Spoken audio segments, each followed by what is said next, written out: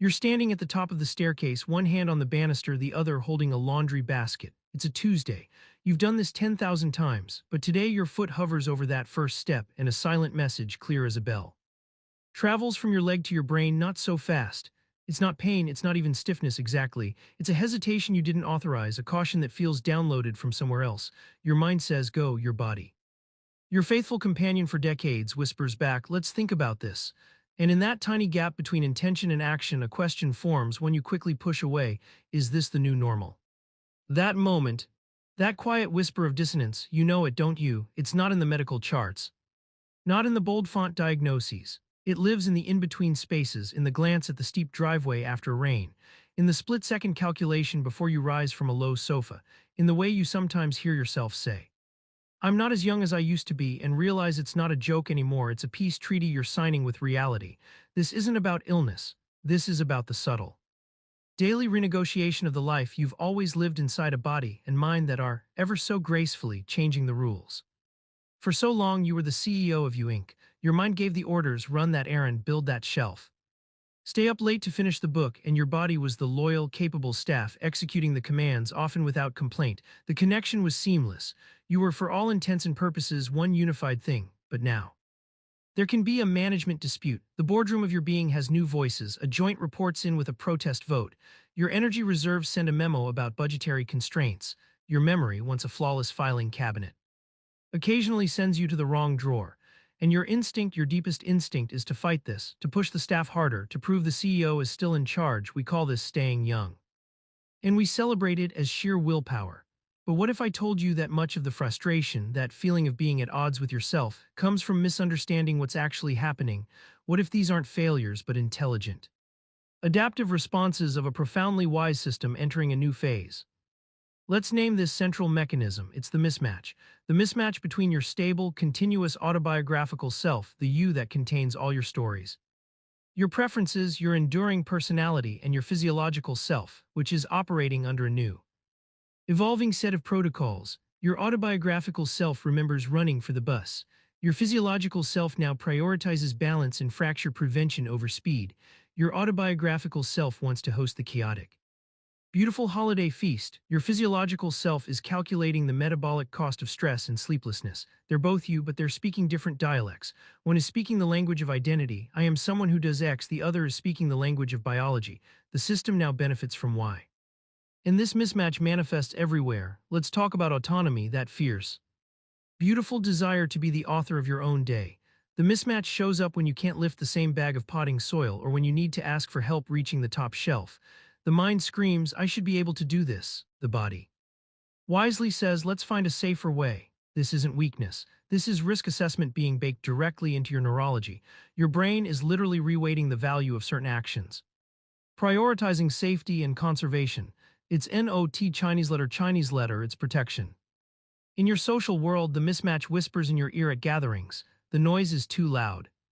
The conversation's too many. Your autobiographical self says you love parties. Your physiological self, with its slightly slower processing speed and need for clearer auditory signals, is working overtime, draining your battery so you leave early or you decline the invitation. The danger isn't the leaving. The danger is the story you tell yourself about it. I'm becoming a hermit. I'm no fun anymore. When in truth, your system is intelligently allocating its most precious resource, cognitive and social energy. It's not rejecting connection, it's seeking a different, more sustainable quality of connection. Then there's the most intimate domain, your self-perception. You look in the mirror. The face you see has a history written in its lines, a map of laughter and worry, but sometimes there's a flicker of non-recognition. The person in the reflection is older than the person you feel like inside. This is the mismatch in its purest form. The internal narrative is continuous, I'm still me, while the external evidence seems to tell a story of change, of progression toward an unknown chapter. We grieve for the old self, the one that matched the old body. And that grief is real. It's the loss of a perfect, unconscious unity. And here where the trap tightens, the reinforcement loops. This is critical. The anxiety you feel when you can't recall a name, that very anxiety floods your system with cortisol, which temporarily hampers the hippocampal function you need for recall, making you more likely to forget next time. It's a cruel feedback loop. The fear of falling after a small stumble leads to conscious or unconscious restriction of movement. You walk more carefully, you go out less, you use muscles less, leading to decreased strength, poorer balance, and ironically, a higher risk of falling. The intention to be your vibrant, active old self slams into the body's brilliant, overzealous protective programming. The very strategies that evolve to keep you safe can become the walls of a very comfortable, very limiting cage. This is the central psychological paradox of later life. The safety protocols that ensure survival can begin to constrain the life that makes survival worthwhile. You become a prisoner saved by your own guard, and this creates a silent, internal suspense, a low-grade worry about the future that asks, is this it? Is this the gradual narrowing of my world? But this right here is where the power lies, because once you see the mechanism, the mismatch, and the reinforcement loops it creates, you are no longer just a subject of it, you become an observer, and observation is the first fundamental step toward agency. This is where modern psychology and neuroscience offer not a cure for aging, but a roadmap for profound adaptation. The work isn't about forcing your physiological self back into its old mold. It's about facilitating a dialogue between your autobiographical self and your physiological self. It's about updating the internal software to acknowledge the new hardware. Approaches like acceptance and commitment therapy (ACT) are golden here. The first step is acceptance, not resignation, but a clear-eyed, compassionate acknowledgement of what is. My knees ache in the morning, that is my current reality. When you stop wasting energy fighting that fact, it shouldn't be like this, you free up immense resources, you drop the rope in a tug-of-war with reality. Then, you diffuse from the unhelpful stories. The thought "I'm useless now" is just a sentence your mind generates. You can learn to see it as background noise, not a truth you must obey. From this place of acceptance and cognitive space, you can choose your values. What matters to you? Is it independence? Then perhaps the value is self-determination, which can be achieved by using a tool for the heavy lifting, thus preserving your ability to garden. Is it connection? Then perhaps a quiet one-on-one coffee date fulfills that value more deeply than a loud party ever could. On the physiological side, we lean on the miraculous concept of neuroplasticity, your brain's ability to rewire itself based on experience, right into your 90s and beyond, but it requires the right inputs. When you move, you're not just maintaining muscle, you're sending a flood of growth factors to your brain, reinforcing the circuits for coordination, planning, and mood regulation. Safe, gradual, consistent movement is the single most potent signal you can send to both body and mind that says, we are still in the game. It's not about running marathons, it's about the deliberate, mindful walk where you feel the ground. Notice your breath and celebrate the motion itself. This is behavioral activation, doing what matters in alignment with your values, at a pace your system can support and grow from. Emotional regulation is key. The grief for lost capacities is real and must be processed.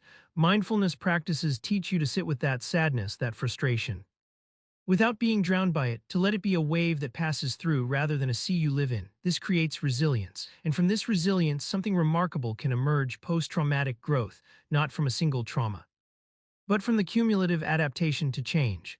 People discover new depths of patience, a richer appreciation for small moments, a more refined sense of what truly gives their life meaning. Zoe, reframe the struggle. This is not a decline narrative. This is a transition narrative. You are transitioning from the unchallenged unity of younger adulthood into a more conscious, negotiated, and potentially deeper integration. You are moving from being the CEO who gives orders to being the wise leader who listens to all the advisors, the joint, the memory, the energy level, the heart, and synthesizes their counsel into a sustainable, meaningful plan. The hope is realistic. It is not the hope of reversal, but the hope of integration. It is the hope of a life where you are no longer at war with yourself, where the ache in your knee is information, not an indictment, where the forgotten word is a chance to laugh at the mind's quirks, not a verdict on your worth, where you can look at the staircase, acknowledge the whisper, and say, okay, I hear you, let's take our time and feel not defeat but profound wisdom, the wisdom of a system that has learned through decades of living what is truly worth its precious energy. This is the journey from dissonance to dialogue, from frustration to compassionate curiosity about the incredible, changing organism that is you. The story isn't over. The next chapter is simply being written in a new language, and you get to learn how to read it and ultimately how to speak it with grace. Zoe, where do we go from this place of understanding? If the first step is seeing the mechanism, the mismatch in its loops, the next step is learning how to work within this new reality, not as a capitulation, but as an evolution of skill. This is the art of adaptive growth. It's not about adding more to your life in the way you used to, it's about cultivating a different kind of richness. A deeper kind of signal amidst the noise. And it begins with the most powerful tool you have, one that no change can take from you, your attention. Think of your attention as a spotlight. For years, that spotlight was shown outward on tasks. On deadlines, on raising a family, on building a career, it was reflexive. Now, one of the most profound shifts you can make is to turn that spotlight with kindness. Inward, not in a critical way, why are you so slow, but in a curious way, what is happening right now? This is the essence of mindfulness. And it's the prerequisite for changing any pattern. When you feel that frustration rise because the jar won't open, instead of spiraling into the story of loss, can you pause and notice the actual sensations, the grip of your hand? The tension in your jaw, the heat of emotion in your chest, just notice. This simple act creates a space. In that space, a choice becomes possible, the old. Automatic loop was stiffness, frustration, forceful effort, pain, story of decline, the new. Conscious loop can be stiffness, awareness, a breath, the choice to use a jar opener, the story of intelligent adaptation. This is where we integrate the wisdom of therapies like mindfulness-based stress reduction, MBSR. It's formal training for your attention, it's saying. For 10 minutes a day, I will sit and feel the breath moving in my body.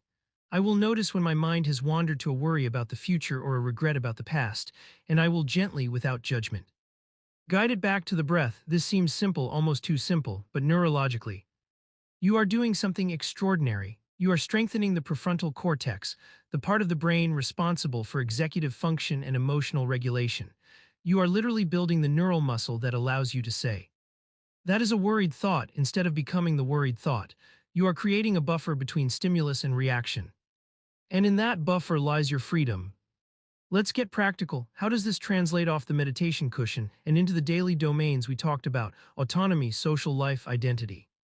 For autonomy and physical confidence, we move from exercise to movement with intention. The goal shifts from burning calories or building bulk to nurturing function and signal.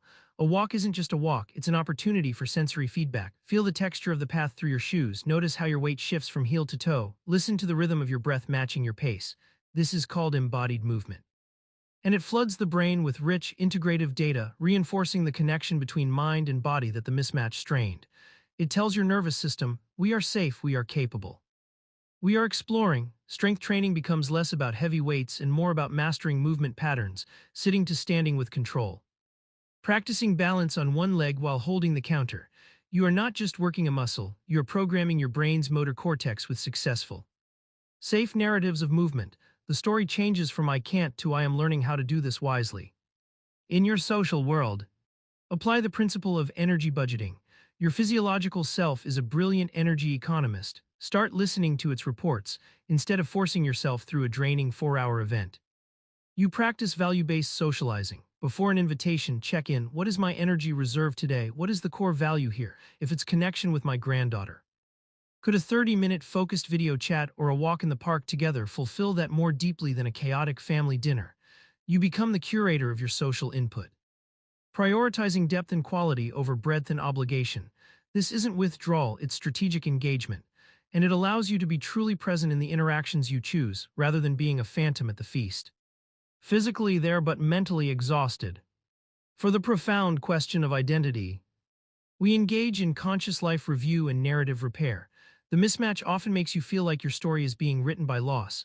You must actively become the editor of your own story. This isn't denial, it's a deliberate search for continuity and growth. Take time, perhaps in a journal, to reflect not on what you can no longer do, but on who you have consistently been. Are you resilient, curious, kind, a teacher, a listener, a maker of beauty? These core character traits are your autobiographical self's spine. They are ageless. Then look for evidence of how these traits are expressing themselves now. Maybe you can't build a shed, but you can patiently teach a younger neighbor how to fix a faucet. That's still being a teacher. Maybe you can't travel the world, but you can delve deeply into the history of your own town with a voracious curiosity. That's still being curious. You are gathering proof that you are still you. This process, supported by research in narrative gerontology, rebuilds a sense of coherence and purpose. Now let's address the reinforcement loops directly. The anxiety memory loop. When you feel the panic of a blank mind rise, that's your cue to use your mindfulness skill. This is the feeling of anxiety. My heart is beating faster. Breathe, soften your gaze. Often the memory you're searching for is sitting just outside the bright, frantic light of your panic. by calming the system. You allow it to return, and if it does, you practice self-compassion. My brain is working to protect me from overload. The detail isn't crucial. I am still here having this conversation. For the fear of falling loop, you practice graded exposure with support. You don't recklessly throw yourself into danger. You intelligently challenge the fear in tiny, safe increments. Stand on one leg for 5 seconds next to the kitchen counter. Feel the wobble, the slight fear. And see that you are safe. Do it again tomorrow for 6 seconds. You are not just building ankle strength, you are building fear tolerance. You are teaching your amygdala, the brain's fear center, that this controlled challenge is not an emergency. You are writing a new, empowered story over the old, fearful one. This entire journey is underpinned by one of the most hopeful concepts in all of science, neuroplasticity. It means your brain is not a fixed, decaying hard drive. It is a living, electric garden. What you pay attention to, what you practice, what you repeat, those neural pathways get stronger. Every time you choose a mindful response over a frustrated reaction, you are pruning the thorny, old pathway of distress and watering the new, smooth pathway of resilience. The very act of learning this new language of adaptation is itself a brain-enriching activity. You are growing new connections even as we speak. This is the realistic hope, not a fantasy of turning back the clock, but the evidence-based promise of integration. The goal is to bring your autobiographical self and your physiological self into a collaborative partnership. Your body becomes not the adversary but the respected informant, offering crucial data about your limits and needs. Your mind becomes not a tyrannical CEO, but a wise leader who synthesizes that data with your enduring values and crafts a meaningful day, a meaningful week, a meaningful life. You will have days where the old frustration wins. That's okay. This isn't about perfection, it's about trajectory. It's about the gradual shift from living in a state of internal dissonance to living in a state of conscious dialogue. The suspense about the future doesn't fully disappear, but it loses its sharp edge. It is replaced by a focus on the present moment, the one place where you always have agency. So the next time you stand at the top of those stairs and the whisper comes, you can meet it with new understanding. You can feel the mismatch, the mind ready to descend, the body advising caution. And in that space you can choose. You can choose to take a deep, conscious breath. You can choose to grip the banister firmly, not as a sign of weakness, but as a sign of partnership with your body. And you can take that first step, not with the frantic energy of proving something, but with the deliberate, dignified pace of a wise system moving through its world. Together, this is not an ending. It is a different kind of becoming, and it is a journey you do not have to make in silent worry. You can make it with curiosity, with compassion, and with the unshakable knowledge that you are learning. Right until the very last chapter, what it means to be fully, adaptively, resiliently human.